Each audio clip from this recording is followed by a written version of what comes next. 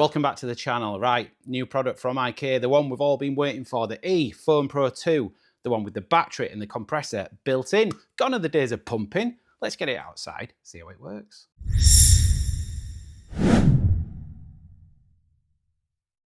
These are the current foamers from IK. Now let's have a look at how this new E Foam Pro 2 fits into the range.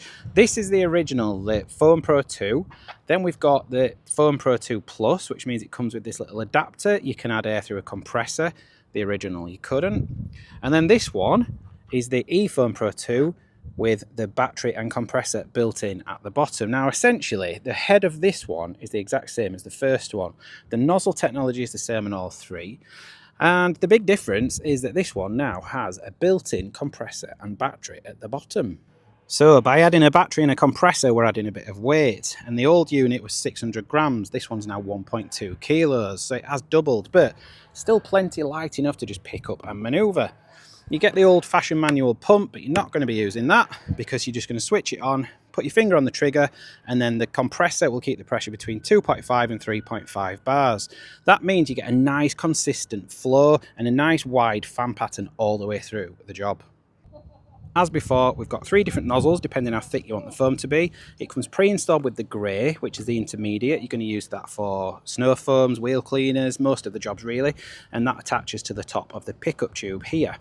You can swap that out for the green, which produces a very thick or dry foam, maybe for interior cleaners on upholstery, or the orange, which produces a wet foam, and you might use that with something like an all-purpose cleaner.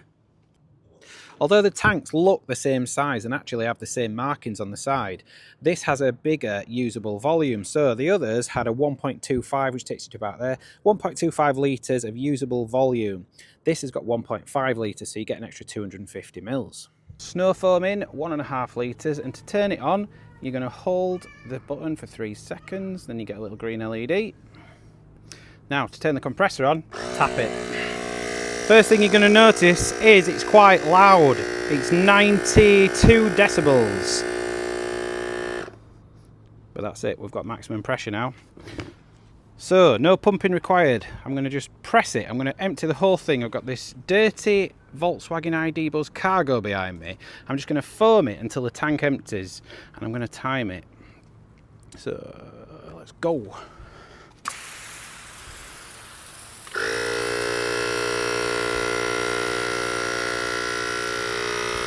So whereas before I would have definitely been pumping by now, the motor's just kicked back in and I can just keep spraying.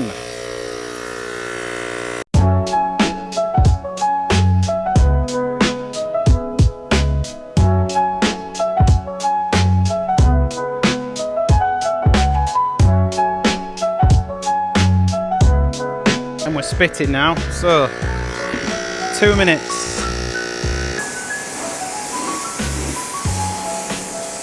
So I've got P&S brake buster in here.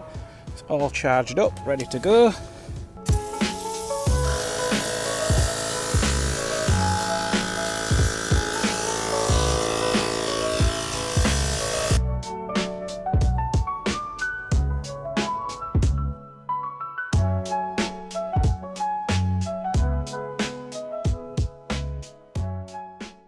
Verdict time, what do I think? Well, massive improvement from those manual versions. It feels so much more refined to just turn it on and spray. Instead of having to pump and then you're going from a fan pattern to a dribble, this just kept a really lovely fan pattern and foam all the way through, nice and consistent. In my opinion, doing a full car with a snow foam kind of pushes it to a limit on a big car. I mean, I only just got round the van, but for a smaller car, you'll be fine. You're not going to have a problem, and especially wheels, interiors, perfectly suited to the job.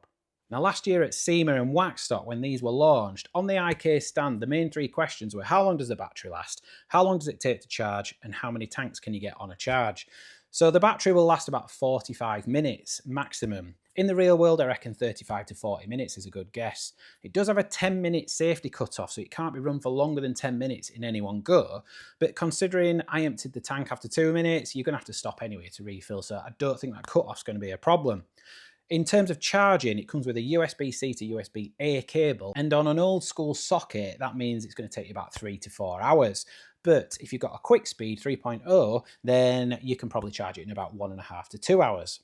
Now, it took 2 minutes to empty the tank, so on a 30 to 40 minute battery time, you've roughly got about 15 to 20 tanks on a battery. What's probably going to happen is you're going to spray it, use it for 10 minutes, then pop it on charge for half an hour, and it'll never really run out. So I wouldn't worry about battery life at all. It's going to be plenty.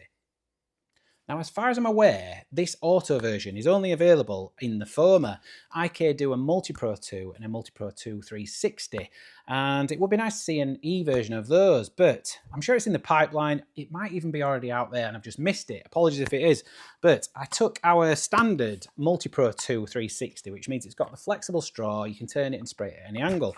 And I thought, if I try it on that base and it works, happy days. Now, it does fit. I turned it on, it worked, but the pressure release valve on this is only 2.5 bars compared to 3.5. So the motor never cuts out, and all you're going to do is burn the motor out. So for now, it's only available in the normal non-360 foamer mode. Now, price. The manual Foam Pro 2 retails about £25. This one, the eFoam Pro 2, £95. So it's a massive jump up in price. Now, you could argue, is it worth it for just that bit of pumping? But it depends on your budget. If you can afford it, it is a nice bit of kit. It feels so much more refined than the manual one. IK sprays are really well respected in detailing, so it is definitely going to be one of the more expensive, but I'm wondering how it's going to compare to some of the others that are landing. So next week, we've got one from Maxshine coming and one from a Korean company. So I'm going to do a comparison between all three.